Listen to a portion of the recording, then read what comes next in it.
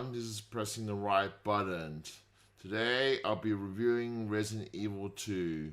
In many ways, Resident Evil 2 is just like Terminator 2.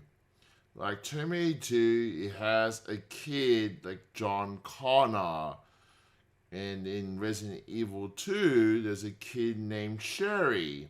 They both need protecting by the protagonist, because they are both being chased by a Terminator in the T-1000 in Terminator 2, who's like really powerful. And in Resident Evil 2, the little girl's being chased by Mr. X.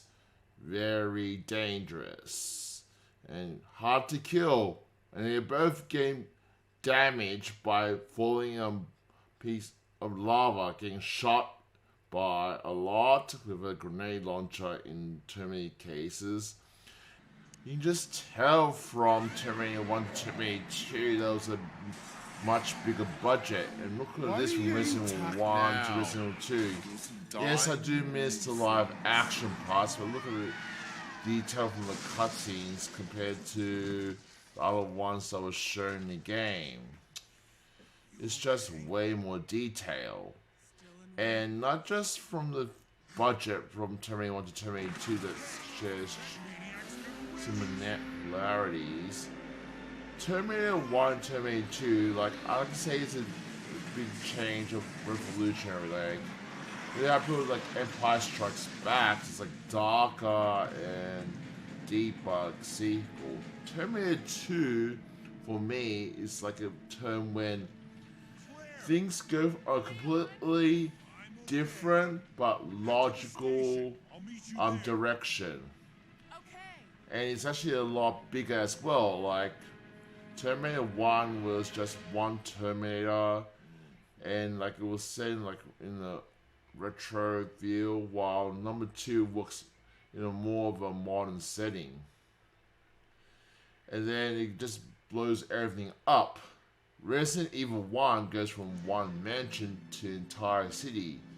Like, you explore slowly and becomes more action packed. Look at this intro in the beginning right now. You have already 3 zombies coming at you from the very beginning of the game. The first one you wouldn't see it like to the third screen here, just one zombie. You see cops and everything's just more, bigger.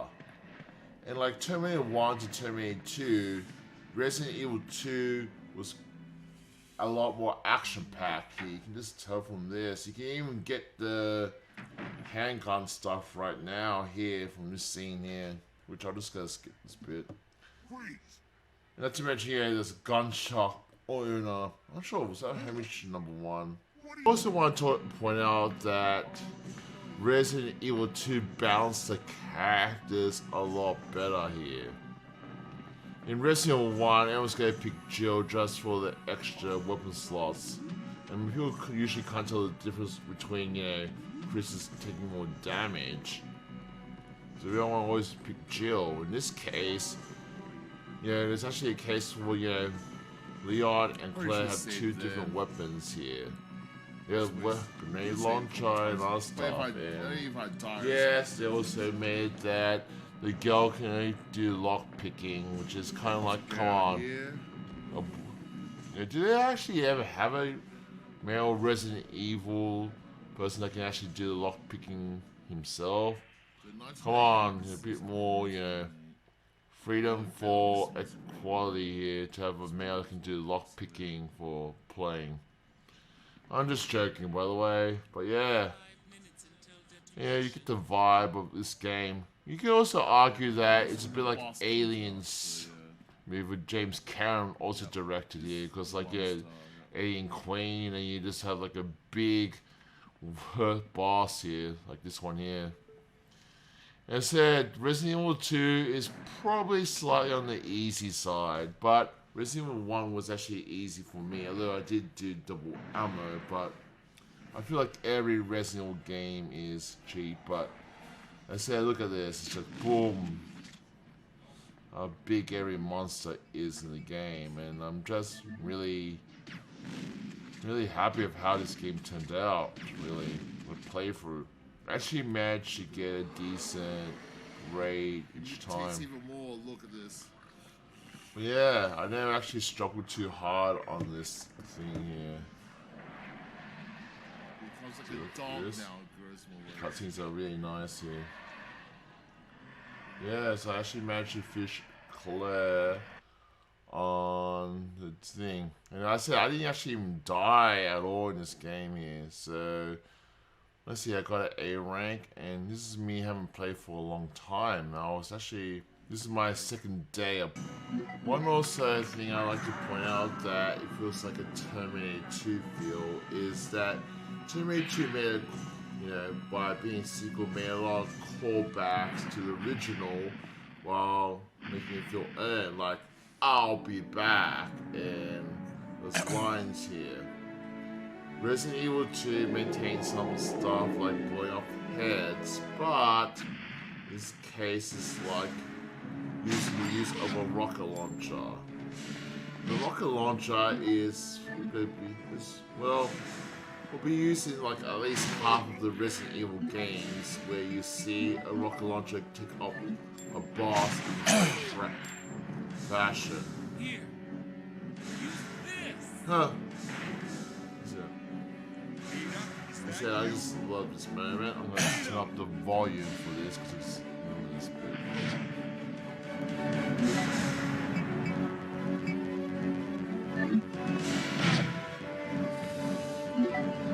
Now she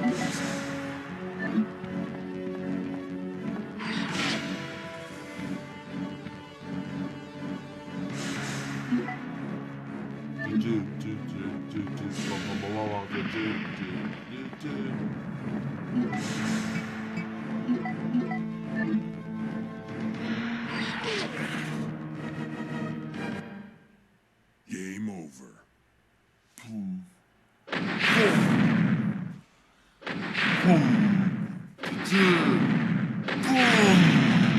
That's it. So yeah. That is so cool. Okay. Yeah, and that's why I said Resident Evil 2 is a really good game. It beats the first one in any way. You only play the first game, it's the reason why you watch the first Terminator. It's a bit more scarier and it adds to the element. So yeah. What can I say? Anything that hasn't already been said about that? Well, let's see. Resident Evil 2 is just one of the best sequels to the game ever, and yeah, I don't even know how I feel like, playing more of this as I go along, but I actually played Resident Evil 3 before Resident Evil 2 back in the day. I actually got this game at a $24 shop on PlayStation 1 back in the day. Now I'm playing on PlayStation 3 DualShock Edition. I got a chance to try out some new stuff. Didn't play a hunk for my next playthrough. Like I said, this is a good one. So yeah, and I said Leon was also a good campaign. The Leon, I think we should talk about the Zap system as well. I actually find that a bit overrated, to be honest, because what little stuff you do affects the others. It just makes you, save your ammo for the first. See, don't waste so much ammo because the second one's going to be harder, so just get the side pack for B. What I like was the character interactions that you have, because Resident Evil 1 had some interactions, but they weren't too connected to each other. Like, Jill and Chris, you don't see each other till the very end. This one, technically, you only see sometimes on the radio, but those little things still add up. And Claire asking Leon to help, it just works better as a team thing. So I think that's not the Zap system, but more about the characters working together. That's what makes the games a bit better. Like, right now this train, like Leon activated trains that, it's convenient timing, but they work together to escape. Even though it was not a separate campaign, it's kind of like, the MCU of gaming, where just before you plan this out to the the timing work. And work well together, and then of course I like that you have to play both of them to get the secret ending. Like Resident Evil 1, why would you even need to finish one in every way? Instead, the music at the end is also kind of epic here. With this ending scene as well, Bronska.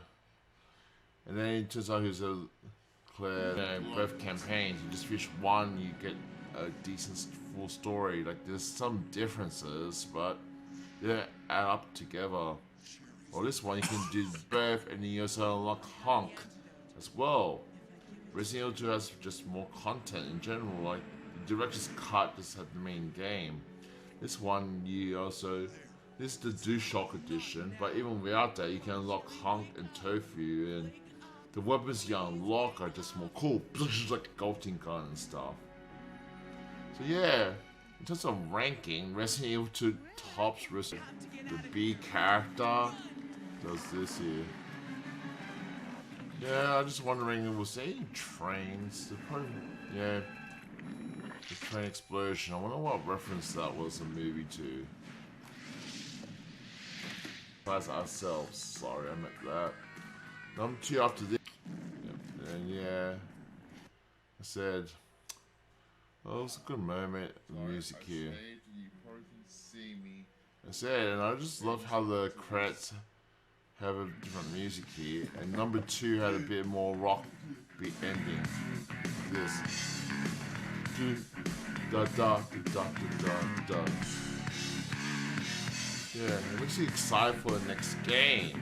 And as I said, I think by this point Resident Evil was a definite franchise. Number 1 was so self-contained, but number 2 just opened up to new possibilities.